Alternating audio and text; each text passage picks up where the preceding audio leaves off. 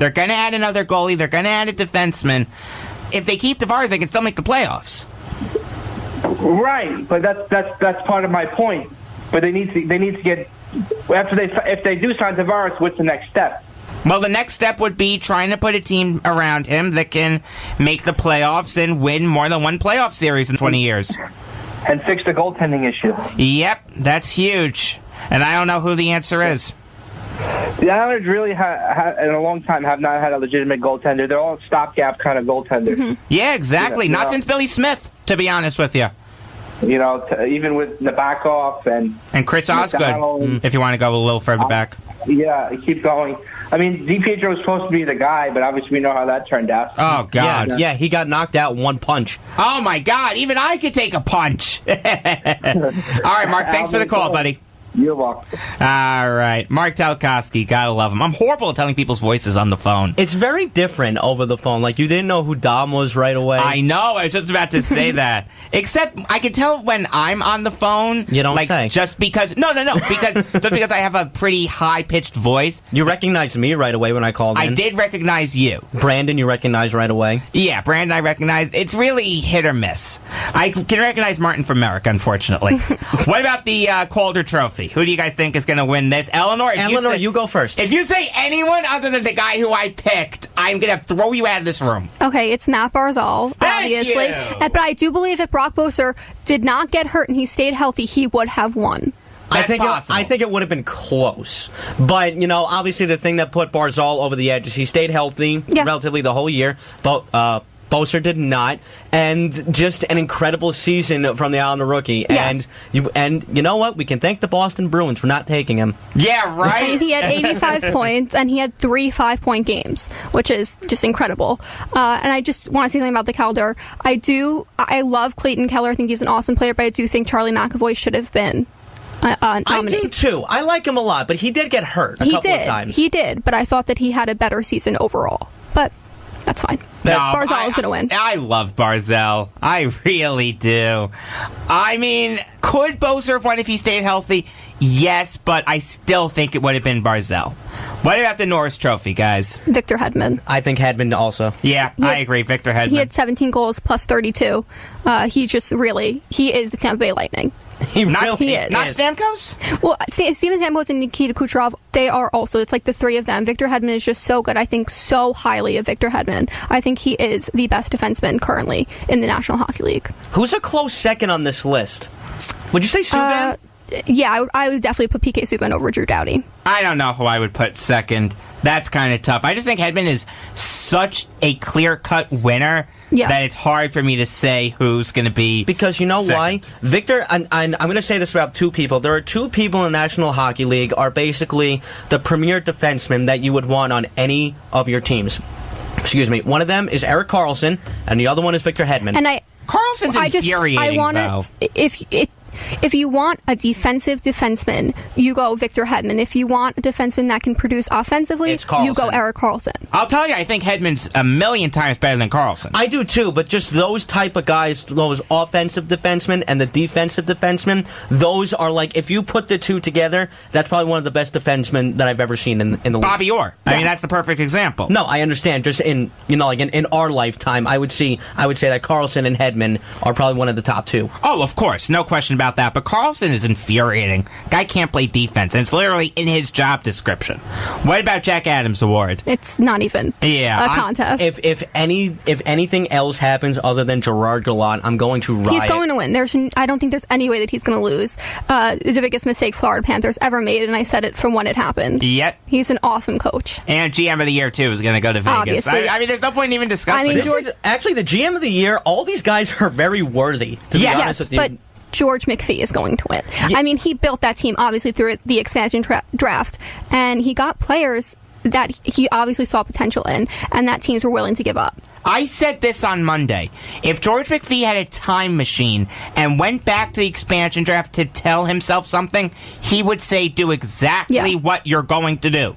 I wouldn't change one thing, not even adding an all-star in Josh Bailey. He did it so perfectly. And you look at the trade deadline who he got. He got Thomas Tatar, who has been a great addition. He got Ryan Reed. I didn't like that move he only right had away. 6 points, though, for Vegas. Who, Thomas Tatar? Yeah. But he's a good player. I love Thomas Tatar, but he's not making mistakes either. He's not producing for him, though. Right, but other players are. And I don't have a problem with players that don't produce if they're not turning over the puck and they're not making bad plays. If they're making the plays that nobody sees, then I'm fine with you not producing. So you're saying it's okay to just exist and do everything right and not put up points? I mean, you want to put up points, obviously, but my problem is if you are not putting up points and you're turning over the puck and you're making bad plays, then that's horrible. But if you are doing the things that nobody sees, if you're going to the dirty areas and you're making those plays, then I think that's fine. If you look at Phil Kessel in the playoffs, he wasn't producing and he played very bad. Oh, Kessel was beyond bad. So if you're not, but I think that it's more than point production in the NHL. It's the things that people don't see. Yes, that's what I'm trying to say.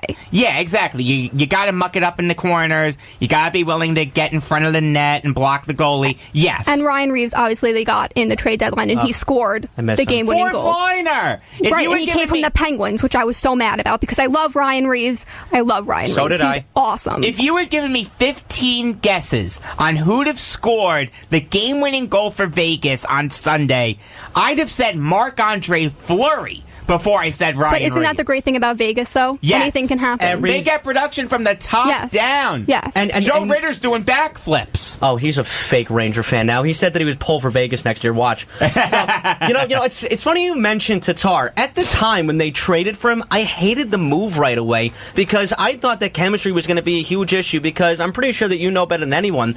If you take one person out of a chemistry-filled lineup, it's going to hurt. Yes. That's what makes Vegas successful. It didn't hurt them at Which is all. really amazing because these guys have never played together before, except for guys like Marchessault and Smith and that goes back to the coaching. Yes. Oh, Gerard Gallant is amazing.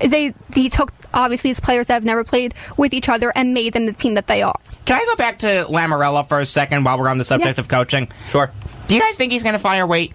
Oh, I hope he man. doesn't. I hope he doesn't because I think Doug Waite has a lot of potential and he's very good with the players, like communication-wise. I agree with you. I don't think he will, only because last year wasn't his fault. Waite got a bad rap from Islander fans for making some boneheaded decisions, but the reality is he had a horrible roster. He had to try to make some moves with 11 forwards and 7 defensemen, which I hate. But give the guy a break. He had a horrible roster. You're listening to Beyond the Game on the Voice of Nassau Community College, 90.3 WHPC. We are live twice a week, Tuesdays at 5 p.m. and Fridays at 3 p.m. I am Jacob Volk. Sitting across from me, Eric Fischetti, Joe Ardita, and Eleanor Chompy.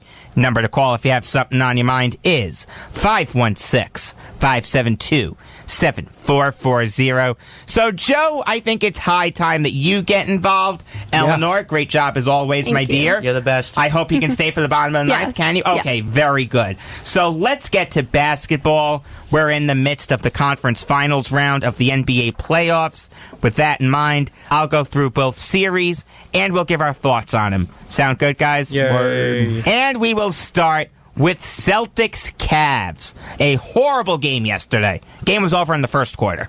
I mean, you can't tell me that you thought that the Cavs were going to blow a 16-point lead at home. I think Boston's backs are against the wall right now. I mean, I do think that they will win Game 5 in Boston. I really do. It's very hard to win in Boston.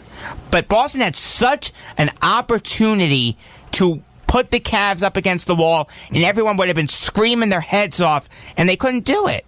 They got embarrassed these past 2 games. See, like, not only is it tough to play in TD Garden in Boston, who are one of the most passionate fans in the NBA. Great fans. It's also very tough to play in the Q, which is, the home of the fakest fans in the NBA. I thought those were Warriors fans. No, they're both. They're Cavs and Warriors fans. They're not fans of the team. They're fans of LeBron James. And Kevin Durant. But, I think the Warriors fans are better, to be honest with you. But it's hard. I kind of expected I don't know. this. I think Cavs fans are better, to tell you the truth. I kind of of expected this, to be honest with you. I don't think there was any way that LeBron James, and I'm picking him out in particular because he's leading the charge, obviously, because, you know... He scored 40 points yesterday. Yeah, exactly. He's leading the charge. I don't think there's any way that they would have lost on their home floor. See, I think this is what it is. You know, when in the first round, when they were playing the Pacers, I was a little bit concerned. I think when LeBron that went 7 games. It did. I was a little bit concerned in the beginning. You know, I didn't think that LeBron, you know, I thought he was actually going to get knocked out of the first round, or how much I actually believe that, I'm not sure. Game 1 of the Eastern Conference Finals, he had a bad game. And I think what you're starting to see now is everyone else is picking up the slack. And that's why Cleveland is looking a lot better. Maybe not a lot better than they actually are. But wait a minute. Wait. Yesterday, that was all LeBron. He got, like, nothing from his supporting cast. But in Game 3, he got a lot from the rest of his lineup. Yeah. And you know, that was a big game. Korver's amazing. Korver is so underrated. I love that guy. Yes, he is. And Kevin Love, I don't know how he played in Game 4, but he had 20 points in 4 out of his last 5 games. He was starting to get some production from him. And I think that's, you know, why you see the Cavs crumble sometimes, is because LeBron simply can't do everything. He gasses you have J.R. Smith, who I think in Game 3 or Game 4, he went 0 for 7. I hate J.R. Smith. He didn't put a single... Well, he's an extremely streaky player. Even when he was on the Knicks, I liked him just because, you know, his like edgy personality and whatnot. There was a rumor that he was going to be traded to the Nets for Joe Johnson before Johnson got bought out and went to the Heat. I'm glad that didn't happen. Yeah, I don't know if you want J.R. That's my J.R. Smith story for you. I like the look that Eric just gave me. I mean, he would have put butts in the side. I don't even know what to say to that. I mean, guys, let me ask you a question. I know I texted you guys this a while ago. I sent you guys a video about the Brooklyn Nets in the past, like, 5 years, or more than 5 years. It started with the Darren Williams trade. Did you guys watch it? I don't remember if I saw it, to be honest with you. No, really? I don't remember if I saw it. I don't remember getting it, to be honest. You guys gotta watch it. I'll try to find it again and send it to you. Yes, please. Do me a favor. Please take 15 minutes out of your day to watch it and understand my angina as a Net fan. Did you send it individually? I sent it to you in the group chat that we have with Dominic and Nick. I sent it to you individually, Joe, and I sent it to Brandon Johnson individually. See. I know Brandon said he was going to watch it. I don't know if he did. It's actually a good video. I'll actually tweet it out, so that way you all can watch it and share in my pain, if I can find it. I will definitely check it out. But as far as this Cavs series, I think it'll go 7 games because, like Eric said, it's hard to win in Boston, and Cleveland's going to have to do that, you know, to win the series. Obviously, they only have the Game 6 at home. So it's going to be interesting, and I think what it's going to come down to is, you know, LeBron's supporting cast helping him out. We all know LeBron is easily capable on any given Sunday, any given night of putting up 40, 12, and 10 on his stat line. It's just a matter of his teammates are going to come through for him and have his back. I've said this before. We're 100% getting robbed in this series. How awesome would this series be if Kyrie Irving was playing? Oh, it'd be beastly. Yeah, that's what I really wanted to see. Game 1, Irving had this Cheshire Cat grin on his face when the Cavs were getting blown out. It was so funny. I would too. And if Gordon Hayward could, like, walk... Oh, man. Like, he just started walking a couple weeks ago. Even without Gordon Hayward, you know, like the Celtics are something else. They're a young, scrappy team. They got, you know, Brown and Tatum. I know we're getting to the awards after this. I'm interested to talk about that. But I mean, I see the Cavs coming out in 7 games. I don't think there's any way that they're going to blow this series. I think it'll go 7. I had Celtics in 7 to start the series, and I'm sticking with it. I think I had Cavs in 7, but I wouldn't be surprised if this went 6. What about Rockets Warriors? Oh boy, the Rockets need this bad. Game 3 was probably the most infuriating game of basketball they got smoked I have ever seen in my life. And do you know why they got smoked? They got smoked because they went back to what they did in Game 1.